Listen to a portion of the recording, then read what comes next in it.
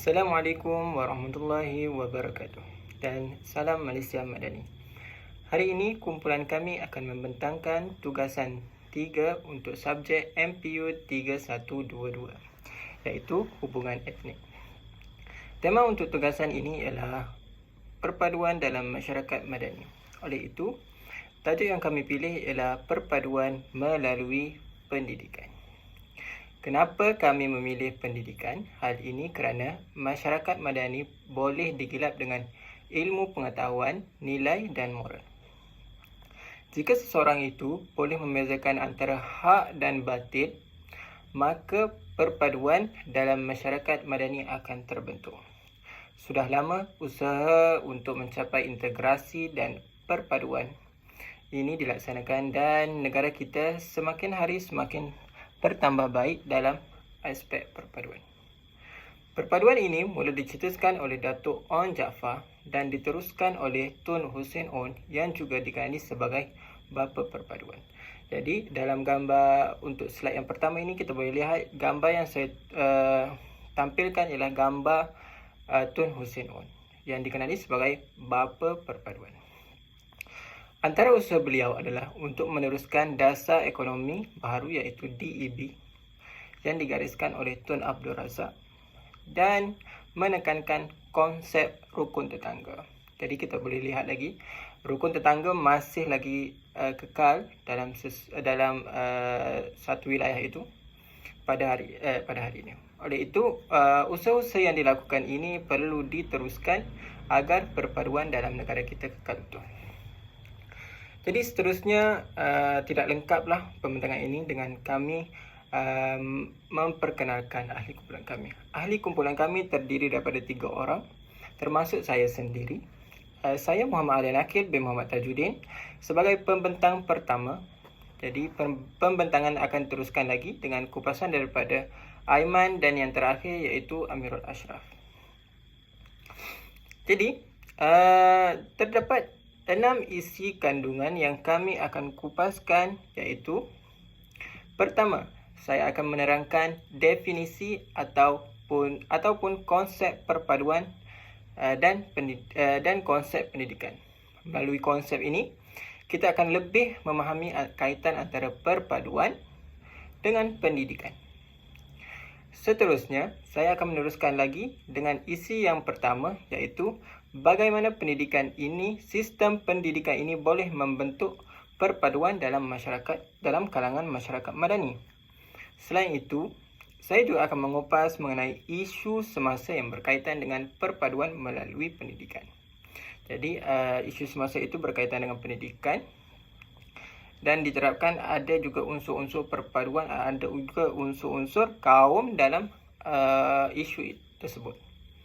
Jadi pembentangan akan diteruskan lagi oleh Aiman dengan menyentuh beberapa aspek iaitu dasar madani, keharmonian dalam pendidikan dan juga duta madani. Jadi isi yang keenam akan diteruskan oleh Haji Amirul iaitu berkenaan implikasi perpaduan melalui pendidikan terhadap dalam kalangan masyarakat madani. Akhir sekali, kesimpulan juga akan dikupaskan oleh Amirul. Kesimpulan keseluruhan daripada pembentangan pada hari ini. Okey, jadi saya akan mengalih pandangan kepada slide yang seterusnya, iaitu isi yang pertama. Perpaduan merupakan satu proses menyatukan pelbagai bangsa dalam sesebuah negara supaya mempunyai hasrat dan cita-cita yang sama tentang negaranya. Jadi, dalam erti kata yang mudah, sebagai contohnya, semua kaum di Malaysia, kaum seperti Melayu, Cina, India dan lain-lain, hidup dengan aman sebagai satu bangsa berlandaskan perlembagaan dan rukun negara. Jadi, bangsa ini satu bangsa ini akan ditubuhkan tapi tidak melanggar perlembagaan dan rukun negara kita. Jadi, kenapa perpaduan ini perlu dicapai oleh negara kita? Hal ini kerana masyarakat di Malaysia merupakan masyarakat yang berbilang kaum yang terdiri daripada Melayu, Cina dan India dan lain-lain. Sebenarnya gagasan perpaduan dalam kalangan rakyat Malaysia bukan perkara baharu. Bukan sahaja pada hari ini kita dengar gagasan perpaduan ini akan dilakukan. Tapi ia melibatkan sejarah yang panjang dan berliku. Kedudukan geografi Malaysia yang strategik menyebabkan ia menjadi tumpuan dalam kalangan masyarakat serantau dan global. Dasar imigrasi liberal yang dilaksanakan oleh British telah menggalakkan proses penghijrahan ke Tanah Melayu. Berikutan itu, pihak British melaksanakan dasar pecah dan perintah pada zaman dahulu yang menyebabkan terbentuknya masyarakat majmuk. Menerusi dasar tersebut, setiap kaum dipisahkan daripada segi pertempatan, pendidikan, pekerjaan dan sebagainya. Akibatnya, polarisasi kaum semakin melebar dalam kalangan penduduk dan terbentuknya juga masyarakat yang majmuk. Antara usaha yang telah dilakukan oleh Datuk On ialah seperti mencadangkan penubuhan Rida yang kini dinamakan MARA pada tahun 1950 untuk membangunkan masyarakat Melayu daripada aspek pendidikan dan ekonomi. Ia bertujuan mewujudkan keseimbangan pembangunan antara kaum bagi menyemarakkan perpaduan kerjasama antara parti-parti politik juga turut digerakkan pada masa tersebut. Seterusnya, untuk definisi pendidikan pula, ia bermaksud pengetahuan, nilai, sikap dan kemahiran yang disampaikan melalui satu usaha sistematik yang dilaksanakan oleh sesuatu masyarakat dalam memperkembangkan potensi individu. Jadi objektif utama pendidikan adalah untuk mengadakan satu sistem pendidikan untuk mengintegrasi perpaduan kaum. Pendidikan juga merupakan salah satu platform untuk menyatupadukan masyarakat. Ia juga dikenali sebagai alat peranan untuk menyatupadukan kaum. Sebelum penjajahan, pendidikan tidak dijalankan secara sistematik di mana orang Melayu kebanyakannya belajar di surau, masjid ataupun pondok. Semasa penjajahan pula, British mengamalkan dasar pecah dan perintah, iaitu di mana setiap kaum dipecahkan agar mereka tidak bersatu padu. Selepas penjajahan, laporan Razak 1956 boleh dijadikan sebagai satu loncatan ke atas dasar dan sistem pendidikan kebangsaan yang mempunyai perubahan yang positif, terutama membentuk dan memupuk perpaduan negara. Jadi, falsafah pendidikan kebangsaan menyatakan bahawa pendidikan di Malaysia adalah satu usaha berterusan ke arah lebih memperkembangkan potensi individu secara menyeluruh dan bersepadu untuk mewujudkan insan yang seimbang dan harmoni dari segi intelek, rohani, emosi dan jasmani berdasarkan kepercayaan dan kepatuhan kepada Tuhan. Jadi usaha ini adalah bagi melahirkan masyarakat madani yang berilmu pengetahuan, berketerampilan, berakhlak mulia, bertanggungjawab dan berkeupayaan mencapai kesejahteraan diri serta memberi sumbangan terhadap keharmonian dan kemakmuran keluarga, masyarakat dan negara. Jadi bersesuaian dengan konsep madani yang diterapkan pada hari ini. Jadi slide yang seterusnya akan membincangkan mengenai bagaimana pendidikan boleh membentuk perpaduan dalam kalangan masyarakat madani. Jadi dalam konteks Malaysia, hakikat bahawa pendidikan merupakan faktor unggul dalam membina kerakyatan yang tunggal telah lama disedari. Berikut merupakan cara bagaimana sistem pendidikan boleh membentuk perpaduan. Yang pertama, sistem persekolahan yang sama bagi semua. Pada asasnya, laporan Razak mencadangkan penubuhan sekolah-sekolah umum yang menggunakan bahasa Melayu sebagai bahasa pengantarnya dan sekolah-sekolah jenis umum menggunakan bahasa pengantar Cina, Tamil dan Inggeris. Kepentingan bahasa Melayu sebagai bahasa untuk perpaduan jelas dinyatakan. Laporan ini telah menjadi rujukan sebagai dasar pendidikan kerajaan sehingga kini dan bahasa Melayu telah menjadi bahasa pengantar di semua peringkat sekolah. Yang kedua pula, bahasa kebangsaan sebagai bahasa pengantar utama. Cara paling penting untuk menyatu padukan masyarakat berbilang kaum di Malaysia ialah melalui penggunaan bahasa kebangsaan. Penggunaan satu bahasa, perhubungan dan persefahaman di antara satu kaum yang lain dapat diwujudkan tanpa menimbulkan rasa curiga. Langkah ini mempercepatkan lagi perpaduan dan rasa harmoni antara kaum di negara ini. Ketiga pula, kurikulum yang sama. Kurikulum ialah salah satu cara rancangan pendidikan yang terkandung di dalamnya segala ilmu, pengetahuan serta kemahiran, nilai-nilai dan norma unsur-unsur kebudayaan dan kepercayaan yang telah menjadi pilihan masyarakat untuk diperturunkan kepada ahli-ahlinya. Peranan kurikulum dalam pendidikan adalah untuk membina perkembangan pelajar yang lengkap dari segi jasmani, rohani, akal dan emosi. Jadi, dalam konteks negara Malaysia, kurikulum juga berperanan untuk melahirkan rakyat yang mendukung cita-cita negara dalam mewujudkan perpaduan yang berpandukan rukun negara di samping menghasilkan tenaga rakyat yang terlatih untuk keperluan negara. Keempat, pelancaran sekolahku sejahtera berketepatan dengan salah satu maksud daripada Perkataan Madani, iaitu kesejahteraan. Tujuan konsep ini adalah ke arah pembentukan budaya amalan baik di sekolah oleh guru dan murid. Konsep ini juga bertujuan untuk mewujudkan suasana sekolah yang selamat, aman, selesa, menggembirakan, membina dan inklusif ke arah mencapai kesejahteraan masyarakat. Sebagai contoh, bila guru sedang mengajar mata pelajaran sejarah, jika ada perkara-perkara dalam topik yang diajar itu kepada murid mempunyai kaitan dengan 14 elemen sekolahku sejahtera, perkara tersebut boleh diperjelaskan kepada murid. Kelima, kesukatan pelajaran yang seragam. Sukatan pelajaran yang sama isi kandungannya yang disyorkan oleh Penyataan Razak adalah dianggap sebagai salah satu asas sistem pelajaran kebangsaan bagi mewujudkan perpaduan negara. Jadi saya mempercepatkan lagi pembentangan saya. Keenam, peperiksaan seragam. Rancangan kerajaan untuk menyeragamkan kurikulum di sekolah-sekolah telah diperkukuhkan lagi dengan mewujudkan satu sistem peperiksaan yang seragam. Dengan adanya sukatan pelajaran dan peperiksaan yang seragam, pelajaran para pelajar tidaklah terganggu apabila terpaksa berpindah sekolah. Langkah ini boleh menolong proses menyatupadukan pelajar berbilang kaum di samping mewujudkan kepribadian yang sama. Seterusnya, saya juga akan menekankan beberapa isu semasa pendidikan yang berkaitan dengan perpaduan.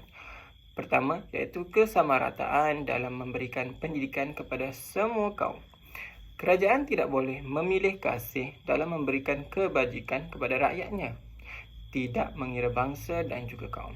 Buktinya kita boleh lihat pada gambar yang pertama ini.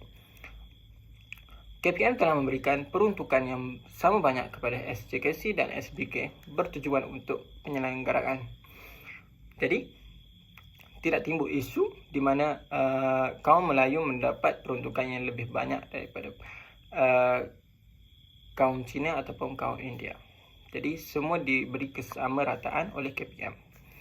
Jadi, isu kuota juga sudah lama didendangkan dan Ketua Menteri telah menjelaskan bahawa pelajar bukan bumi putera. Bukan bumi putera bermaksud bukan rakyat yang tinggal yang asal dalam negara ini. Jadi rakyat bukan bumi putera akan mendapatkan akses yang adil, tapi bersyarat KPM akan lebih memberikan keistimewaan kepada rakyat bumi putera dalam pendidikan. Jadi keutamaan KPM pada hari ini adalah kepada rakyat bumi putera dahulu. Seterusnya, isu yang seterusnya, terdapat sebuah sekolah di Batu Pahat telah mengasingkan kegiatan kurikulum berdasarkan bangsa dan jantina pelajarnya. Jadi kita boleh tengok dalam gambar ini, dalam bulatan kecil tu, dinyatakan ada kategori sukan untuk perempuan Melayu, lelaki Melayu, perempuan Cina, lelaki Cina dan sebagainya. Ini menunjukkan satu contoh yang tidak baik untuk pelajar-pelajar kerana ia diasingkan mengikut kaum. Jadi pelajar-pelajar mungkin akan curiga dan bertanyakan kenapa mereka diasingkan mengikut kaum mereka. Seterusnya, kita boleh lihat daripada isu-isu ini, isu-isu seperti mengasingkan pelajar ini, ia menandakan bahawa sistem pendidikan negara kita ini masih berada pada tahap lemah. Dan betul, saya melihat daripada satu artikel ini, sistem pendidikan ini, negara kita masih berada pada tahap yang lemah dan gagal perpaduan. Masyarakat Madani tidak dapat diwujudkan jika teras perpaduan melalui pendidikan tidak berjaya dilaksanakan. Oleh itu, perpaduan dalam masyarakat Madani pada hari ini perlu diberikan fokus melalui pendidikan dulu. Jadi, pendidikan asasnya adalah berada pada pendidikan. Jadi, jika pendidikan itu sistem pendidikan baik, jadi maka usaha-usaha yang lain juga akan bertambah baik. Jadi itu sahaja daripada saya. Saya akan menyerahkan pembentangan ini kepada Aiman. Aiman akan mengupas lebih mendalam. Jadi terima kasih daripada saya. Sekian, terima kasih.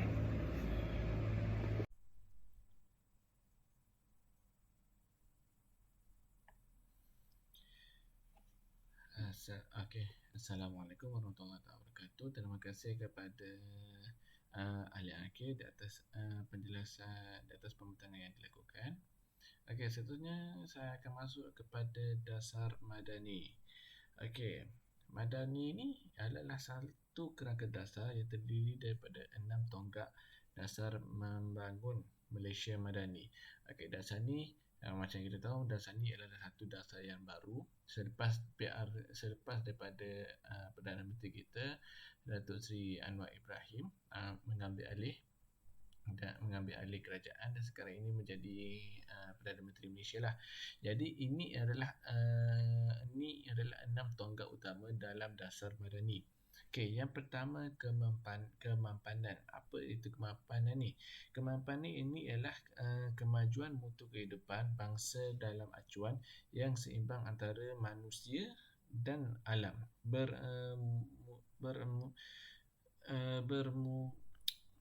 Berdasarkan mana citra Malaysia yang unik lah. Okey, yang kedua ialah kesejahteraan. Ia membawa makna keseimbangan atau lebih tepat lagi kehidupan dan segala isi-isinya yang terangkum dalam keseimbangan. Okey, yang ketiga ialah daya cipta. Daya cipta ni ialah dia mengandungi beberapa konotasi, antaranya pembaharuan dalam segi pentadbiran, dari segi pendidikan, reka cipta dan juga reka baru. Okey, yang keempat adalah yang keempat adalah hormat. Hormat ni macam biasalah, menghormati satu sama lain, menghormati maruah manusia, satu kalimat lain. Yang ni hormat ni adalah adab yang berasal daripada bahasa Arab. Okey. Yang kelima ialah keyakinan. Keyakinan mempunyai kaitan yang erat dengan amanah, yakni satu ikrar pertanggungjawaban moral duniawi dan juga ukhrawi. Okey, yang terakhir ialah ihsan. Ihsan ni apa? Ihsan itu sinonim dengan mana peduli dan juga belas kasihan. Okey, seterusnya kita tengok okey, di sini kita tengok adalah keharmonian dalam pendidikan. Okey, keharmonian pendidikan ni ialah salah satu cara yang diwujudkan daripada dasar kerajaan madani lah, daripada dasar Malaysia madani ni. Dalam pendidikan ni dia memperkenalkan keharmonian dalam pendidikan. Okey, apa itu yang dimaksudkan keharmonian dalam pendidikan? Macam mana konsep ataupun dasar Malaysia madani ni nak memupuk keharmonian perpaduan dalam masyarakat Malaysia. Okey, pendedahan tentang perpaduan dan keharmonian kaum dicadang untuk diterapkan dalam silibus pendidikan peringkat sekolah supaya budaya tersebut dapat dipupuk dalam kalangan masyarakat sejak usia kanak-kanak lagi. Nilai keharmonian antara kaum diberikan pendedahan dalam silibus pendidikan seawal pendidikan awal, taska, sekolah rendah dan juga sekolah menengah, seterusnya di institusi pengajian tinggi IPT dalam usaha memperkasakan nilai itu. Jadi dalam menerapkan silibus ini, ia dicadangkan di dalam parlimen dan telah mendapat persetujuan ahli parlimen. Ini ialah kenyataan yang diberikan oleh Menteri Perpaduan Negara Datuk Aaron Agor Dagang. Okey, ada beliau sebut saranan untuk kita terapkan silibus pendidikan dalam silibus pendidikan ni, ia adalah salah satu komitmen Kementerian Perpaduan Negara KPN untuk memastikan masyarakat yang berbilang kaum dibentuk dengan sikap keharmonian sesama bangsa. Jadi di peringkat sekolah lagi, murid-murid ini dah diajar tentang perpaduan. Telah diajar dan telah didedahkan tentang persekitaran Malaysia, suasana Malaysia dan kehidupan di Malaysia yang berbilang kaum. Okey. Jadi itu adalah ini adalah salah satu cara lah yang salah satu cara atau salah satu kaedah yang dibuat di atas dasar kerajaan Madani. Okey, program ini juga menerima program keharmonian dan pendidikan. Ini program ni dia menerima banyak penglibatan, termasuknya program ini menerima penglibatan pelbagai pihak dalam aktiviti kesukarelawanan, termasuk agensi kerajaan, pemimpin tempatan, komuniti, mahasiswa IPT, pelajar sekolah, organisasi bukan kerajaan dan kawasan rukun tetangga KRT. Jadi objek daripada kerajaan, daripada ni juga dia dapat kerjasama daripada banyak pihak dan banyak pihak yang terlibat dalam usaha inilah. Okey. Seterusnya kita akan tengok kepada Duta Madani. Okey. Program Duta Madani, okey, ni saya ambil daripada Carta Akhbar, daripada berita harian. Bukan. Daripada berita harian, daripada Malaysia Gazette. Okey, Malaysia Gazette daripada online lah. Okey. Program Duta Madani perpaduan akan diperluas ke sekolah-sekolah di seluruh negara dalam usaha menjadikan pelajar sebagai ikon penyatuan kaum dan bangsa. Menteri Pendidikan Ferdinand Sidik berkata, pelantikan pelajar itu penting kerana mereka akan membantu kerajaan menyampaikan mesej tentang pentingnya memupuk dan memelihara perpaduan dalam kalangan rakyat di negara ini agar kesejahteraan dan keharmonian terus terjamin. Okey. Kata Ferdinand Sidik juga macam pelajar-pelajar yang terlibat dalam program Duta Madani juga, dia memainkan peranan penting dalam aspek untuk mengamati integrasi antara kaum dan juga pengukuhan idealism dari segi rangka madani yang lebih inklusif lah. Selain itu juga melalui program Duta Madani ini juga dia mampu melindungi seni dan budaya kita daripada mampu mempertahankan dan mampu memperluaskan lagi seni budaya setiap etnik di Malaysia lah. Okey. Jadi Duta Madani ini adalah satu program yang kita boleh kata ialah satu program yang bagus lah. Okey, dalam kita memupuk perpaduan dalam kalangan murid. Jadi sebabnya kemungkinan sebab kalau kita tengok di sekolah sendiri pun kalau macam pelajar kadang-kadang pelajar kalau ada kelompok 3-4 orang pelajar Cina dalam satu kelas mereka akan bersama kelompok mereka saja. Jarang untuk mereka bersama dengan murid Melayu. Tapi dengan program Duta Madani ini juga dia akan menggalakkan mereka bergaul sesama mereka. Mungkin dalam program Duta Madani juga dia dapat menyatukan semua kaum lah. Okey, terutama sekali di peringkat sekolah rendah. Okey, saya rasa setakat itu saja dulu perkongsian dari perkongsian saya pada ini. Saya teruskan kepada pembentang seterusnya iaitu Amirul Ashraf Wildan bin Rosman. Okey, dipersilakan.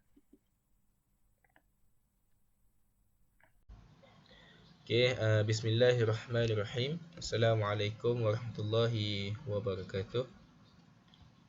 InsyaAllah saya akan sambung pembentangan kumpulan kami di bawah tajuk perpaduan dalam pendidikan. Terima kasih kepada Aiman Mansur dan Muhammad Ali Akin di atas pembentangan yang diberikan sebentar tadi. Jadi saya akan sambung pembentangan di bawah subtopik implikasi perpaduan dalam pendidikan terhadap masyarakat madani. Implikasi ini kita boleh simpulkan sebagai kesan ataupun tujuan perpaduan dalam pendidikan yang mana mempunyai beberapa jenis implikasi yang tertentu. Di sini saya senaraikan ada 3. Yang pertama ialah pembentukan generasi berpendidikan yang harmoni. Malaysia Madani merupakan satu prinsip yang diperkenalkan oleh Perdana Menteri yang ke-10 iaitu Datuk Seri Anwar Ibrahim, yang mana membawa maksud kemampanan, kesejahteraan, daya cipta, hormat, keyakinan dan juga ihsan.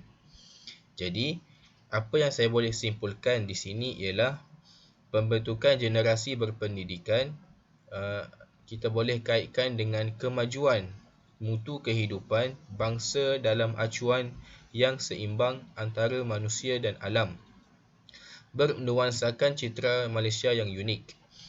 Jadi, pembentukan generasi ataupun implikasi yang pertama ini saya kaitkan dengan M yang pertama, iaitu kemampanan, yang mana perpaduan dalam pendidikan akan memberikan kesan kepada pembentukan generasi yang akan datang.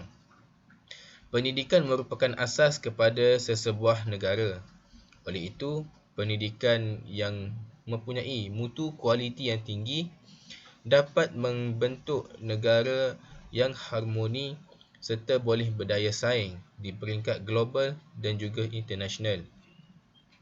Namun, perpaduan yang tidak seimbang dapat ataupun boleh memberi kesan kepada berlakunya pelbagai masalah seperti gejala sosial dan juga kemunduran sesuatu bangsa dan negara. Oleh itu, perpaduan yang utuh dan juga jitu, terutamanya dalam pendidikan, boleh dibentuk melalui beberapa fasa. Seterusnya dapat meningkatkan mutu kualiti negara dari segi ekonomi, pendidikan dan sebagainya. Seterusnya, implikasi yang kita boleh lihat apabila berlakunya perpaduan dalam pendidikan iaitu menggalakkan percambahan ilmu. Seperti yang kita ketahui, ilmu yang diajar oleh cikgu di sekolah merupakan satu ilmu yang sangat berguna. Tambahan pula, ilmu yang kita belajar itu dapat kita aplikasikan dalam kehidupan seharian. Namun, sedarkah kita bahawa ilmu yang diajar oleh cikgu hanya terhad kepada buku teks ataupun silibus yang dikeluarkan oleh kementerian? Oleh itu, perpaduan yang dibina dalam pendidikan boleh menghasilkan percambahan ilmu ataupun perkongsian ilmu yang lebih baik kepada pelajar, terutamanya pelajar yang berada di kawasan bandar dan juga luar bandar. Implikasi yang kedua ini saya boleh kaitkan dengan kesejahteraan dalam prinsip Malaysia Madani, yang mana membawa makna keseimbangan atau lebih tepat lagi kehidupan dan segala sisinya yang terangkum dalam keseimbangan. Keseimbangan dan percambahan ilmu boleh kita kaitkan sekaligus dapat kita melihat satu persekitaran yang mementingkan kualiti ilmu dan juga keseimbangan dalam kehidupan serta dapat diaplikasikan semasa berada di luar bilik darjah. Ilmu yang diajar juga tidak terhad di dalam kelas semata-mata, namun boleh dituntut ataupun dipelajari semasa berada di luar bilik darjah. Itulah yang kita namakan perpaduan dalam pendidikan. Maknanya pendidikan tidak terhad di dalam kelas sahaja, namun apabila berada di luar kelas bilik darjah, kita dapat mengadakan percambahan ilmu antara cikgu dengan pelajar. Seterusnya, implikasi yang berkaitan dengan perpaduan dalam pendidikan ialah program dan aktiviti perpaduan. Ini sekaligus dapat melahirkan beberapa generasi yang cukup berkualiti dari segi jasmani, rohani dan intelektual. Program yang diadakan juga dapat mengeratkan hubungan antara sesama ahli dan peserta untuk melahirkan pelajar yang berdaya saing serta mampu bersaing dengan sihat. Aktiviti perpaduan ini bukan sahaja perlu dilakukan di bawah di bawah penyeliaan sekolah, namun juga boleh disertai dan diadakan oleh badan bukan kerajaan iaitu NGO dan sebagainya. Kebiasaan kita lihat program dan aktiviti perpaduan ini berlangsung selama 2 hari 3 hari 2 malam, dan kebanyakannya kita lihat berkaitan dengan silibus sekolah. Oleh itu, perpaduan dalam pendidikan tidak hanya mementingkan silibus ataupun sukatan sekolah, namun kita boleh menuntut ilmu tidak bergantung dengan silibus sekolah. Ini di bawah tajuk ataupun di bawah prinsip hormat ataupun keyakinan, yang mana mengandungi konotasi terhadap maruah manusia serta mampu memikul amanah yang diberikan dengan baik. Jadi kesimpulan yang saya boleh rumuskan berkaitan dengan perpaduan dalam pendidikan iaitu prinsip Malaysia Madani yang diperkenalkan oleh Datuk Seri Anwar Ibrahim tentunya mempunyai falsafah dan tujuan yang tersendiri, kerana ianya berkaitan juga dengan kehidupan seharian. Saya rumuskan, Madani bermaksud kemampanan, kesejahteraan, daya cipta, hormat, keyakinan dan ihsan.